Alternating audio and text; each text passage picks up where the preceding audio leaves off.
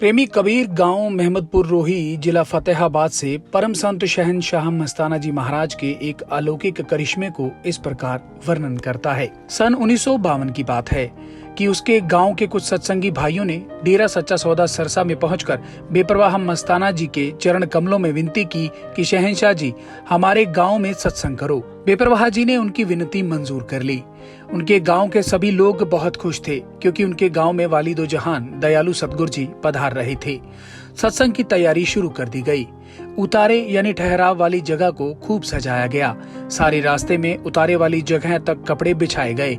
जब बेपरवाह जी आए तो उन्होंने बिछाए हुए कपड़ों को उठवा दिया और फरमाया, हमें आपकी श्रद्धा और प्यार देखकर ही आपकी खुशी मंजूर है। फिर आप उतारे वाली जगह पर जाकर विराजमान हो गए।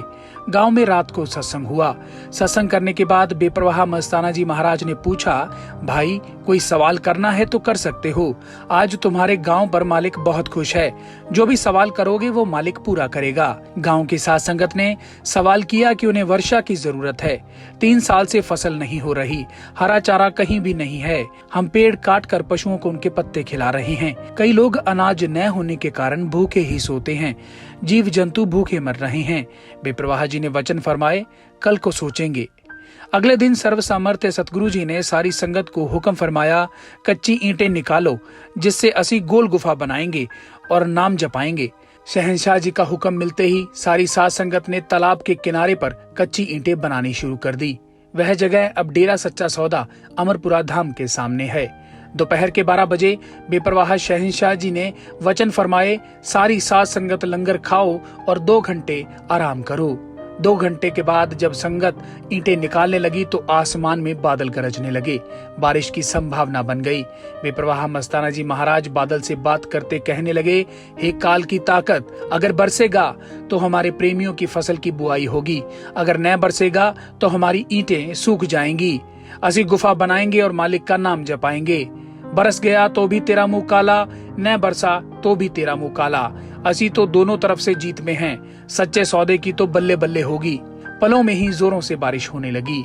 ईंटों का गारा बनकर वापस जोहड़ में चला गया। 2 घंटे खूब वर्षा हुई। सारी प्रकृति पर बहार आ गई। कुल जीव जंतु मालिक का गुणगान करने लगे। सारी साध संगत खुशी में नाचने लगी और सतगुरु का धन धन करने लगी।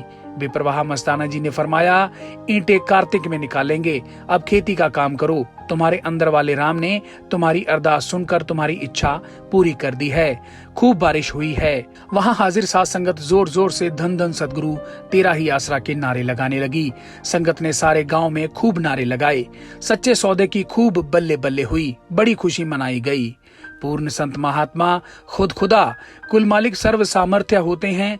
वे चाहें तो कुछ भी कर सकते हैं। वे अपने आप को कभी जाहिर नहीं करते, जैसा कि उपरोक्त करिश्मे में स्पष्ट है। नमस्कार।